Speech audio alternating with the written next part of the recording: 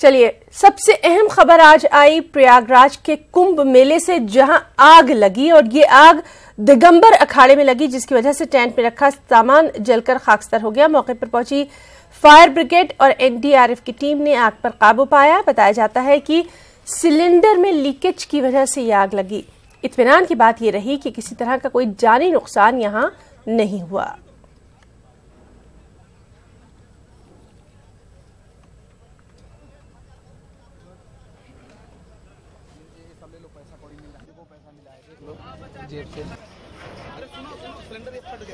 दिगंबर अखाड़े में आग लगी है। किस तरीके से? अब ये पता नहीं कि कैसे आग लगी है। पूरा पंडाल जल गया? पूरा पंडाल जल गया। कुछ बचा कि अभी? बहुत लोगों का नुकसान बहुत हुआ। जैसे पहले लगा था वैसे वैसे चौगुना है। कितनी गाड़ी आ चुकी दमकल किस समय? गाड़ियाँ कई तो नष्ट हो चुकी है। आग यानी कि किसी कारण बस कोई यानी तंबू में आग लगी है सिलेंडर में, उसके कारण ये सारा यानी कि हो गया है। अब इसके लिए यानी कि इतना देर बाद में सारा गाड़ी सब आया है।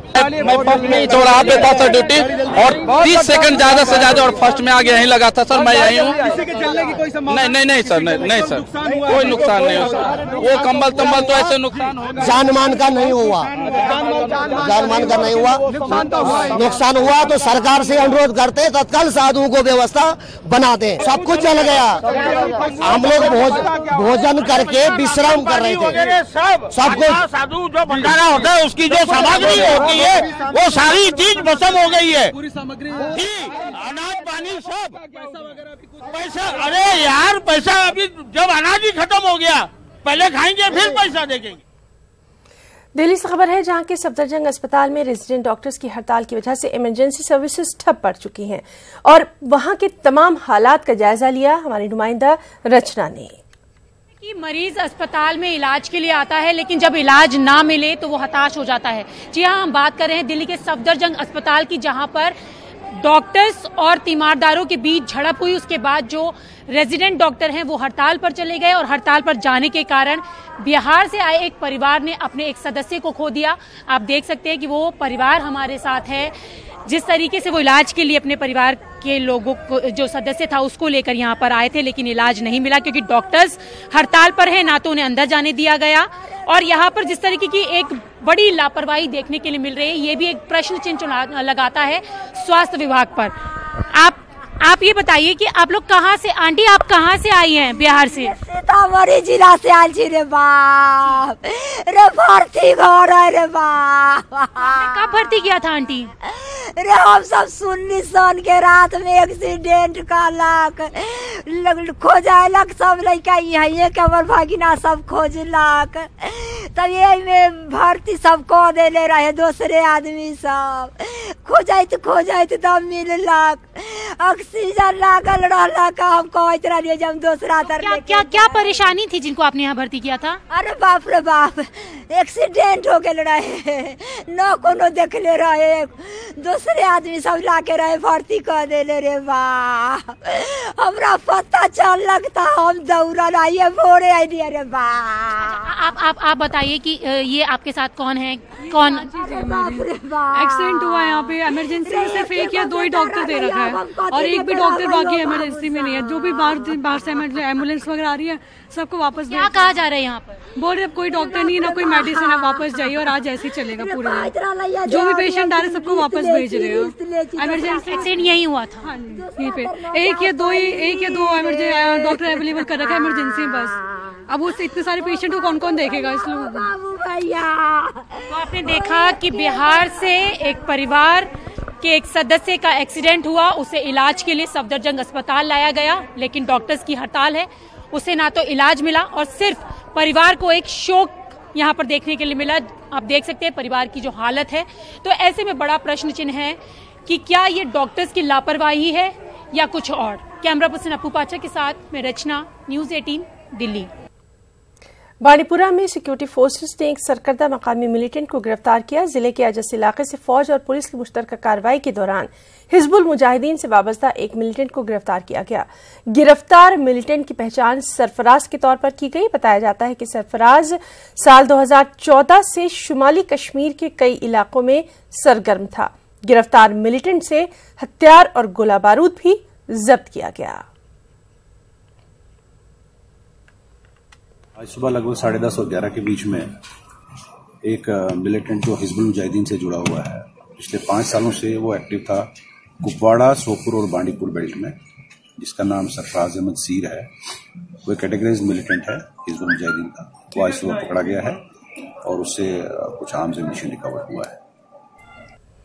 बेस्ट बसों की मुलाजमीन की हड़ताल मामले में बॉम्बे हाईकोर्ट में चल रही सुनवाई के दौरान चीफ जस्टिस ने अब तक हल न निकलने पर सभी पार्टियों को फटकार सुनाई। अदालत ने यूनियनों पर भी तनबीह की, उन्हें मनमानी से बाज रहने को कहा। अब इस मामले की सुनवाई 3 बजे होना है। मुंबई में सरकारी बस मुलाजमीन की हड़ताल का आज 7वां दिन है। बेस्ट और महाराष्ट्र हुकूमत के दरमियान मुतवातिर मीटिंग्स का सिलसिला भी जारी है, लेकिन इसका कोई नतीजा अभी तक नहीं निकल पाया। जहां एक तरफ आम लोग परेशान हैं, वहीं बेस्ट मुलाजमीन भी अपनी परेशानियों का जिक्र कर रहे हैं।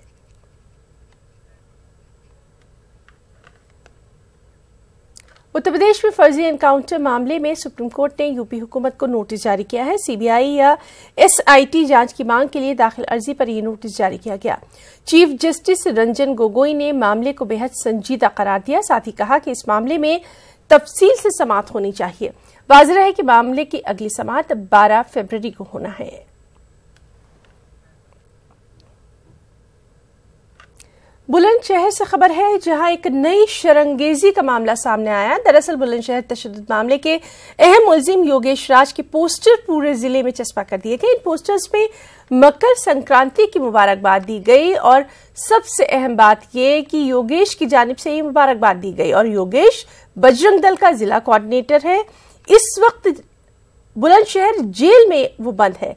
जेल में बंद होने के बावजूद पूरे बुलंदशहर में योगेश के पोस्टर देखे गए, यानी तशद्दुद के एक मुलजिम को बतौर हीरो पेश किया गया। खबर मध्य प्रदेश से है, जहां के सीएम कमलनाथ ने रियासती सदर को बदलने की कयास आराइयों पर रोक लगा दी। साथ ही कहा कि अभी रियासत में कांग्रेस के सदर को तब्दील करने पर कोई गौर खोज नहीं किया जा रहा। उन्होंने मजीद कहा कि लोकसभा इंतखाबात के लिए वक्त बहुत कम है। अगर जरूरी हुआ तो काम की तकसीम के ताल्लुक से कोई हिकमत अमली तय करेंगे। कमलनाथ मेरे साथ प्रदेश अध्यक्ष बदलने की चर्चा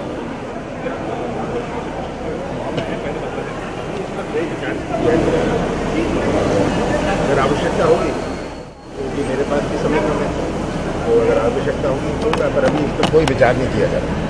लोकसभा चुनाव एक आपके पास मुख्यमंत्री होते हुए काफी बड़ी जिम्मेदारी है और लोकसभा जीतना उससे बड़ी चुनौती है, तो काम बांटने के लिए है कि कोई आपका सहयोगी है कुछ बने? मैं ऐसे इस प्रकार का अरेंजमेंट कर रहा हूँ, अभी मैं करूँगा ताकि सब काम ठीक ठाक चलता रहे।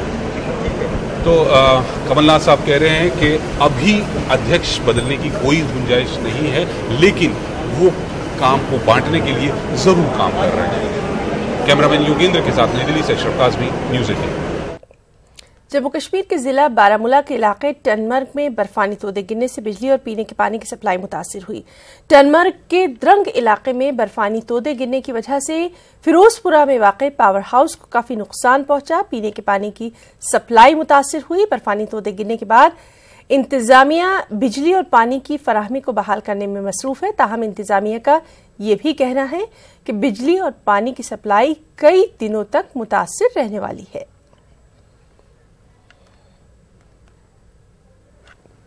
लखनऊ में आज़मीन हज के लिए कुरानंदाजी हो रही है। हज हाउस में आज़मीन के लिए कुरानंदाजी का इनेकाद किया गया है। वाज़ेह है कि इस बार यूपी से 34,397 आज़मीन ने दरख्वास्तें जमा करवाई हैं।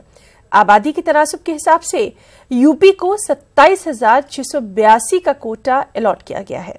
दीगर रियासतों से भी यूपी को 2,555 नशिस्तें मिलने का इम्कान है। कुरानंदाजी के नताइज आज शाम हज कमेटी की वेबसाइट पर मौजूद रहेंगे।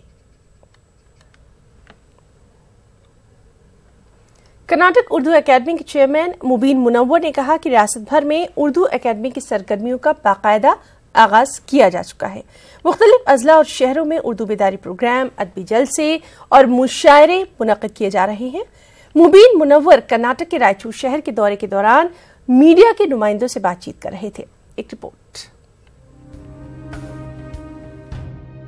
कर्नाटक उर्दू एकेडमी का मौजूदा बजट उर्दू ज़बान और अदब की तरक्की के लिए नाकाफी है। बजट में इजाफे के लिए रियासती हुकूमत और वजीर अखिलती बहबूद ज़मीर अहमद खान से मुसलसल नुमाइंदगी की जा रही है। इन ख्यालात का इजहार कर्नाटक उर्दू एकेडमी के चेयरमैन मुबीन मुनव्वर ने रायचूर दौरे के दौरान मीडिया से बातचीत करते हुए किया। उर्दू के कास के लिए जुड़े हुए हर शोबे को तशफ़ी बख्श उसको इनाम मिलना चाहिए, या उसके काम जितने भी वो करना चाहता है उसे वो पूरा करने के लिए उसे जो कुछ ज़रूरतें होती हैं वो पूरी करना चाहिए। इसलिए मैं समझता हूँ कि मुझे ये जो बजट है वो सिर्फ 2-3 माह का बजट लगता है। मुबीन मुनव्वर ने मजीद बताया कि उर्दू एकेडमी उर्दू की तरक्की के लिए जमीनी सतह पर काम करने का आगाज कर चुकी है। इन्होंने कहा कि उर्दू जबान बोलने वालों के अक्सरियती इलाकों में उर्दू आंगनवाड़ी मराकज कायम किए जा रहे हैं। उर्दू आंगनवाड़ी मराकज के लिए मैंने आपको बताया कि हमारे 70 के करीब ऑलरेडी हमने खोल दिए हैं मराकज, जिन्हें हम माहाना 6,000 रुपये दे रहे हैं। उसमें आया कि 1,000 और 5,000 रुपये टीचर की तनख्वाह है। बाकी जो है उनको वहाँ के रहने वालों को उनके बच्चों को लाकर वहाँ पर दाखिला कराना होगा, और जो आंगनवाड़ी में जो छोटे छोटे बच्चों को ले जाकर कन्नड़ा सिखाते हैं उसके अवैध यहाँ उर्दू सिखाकर उर्दू प्राइमरी स्कूलों को बंद होने से बचाने के लिए हमने एक काम शुरू किया है। मुबीन मुनव्वर ने रियासत में उर्दू ज़बान और अदब के फरोग के लिए सभी से आगे आने की अपील की है। न्यूज़ 18 उर्दू के लिए रायचूर से सैयद नसीम अशरफ की रिपोर्ट।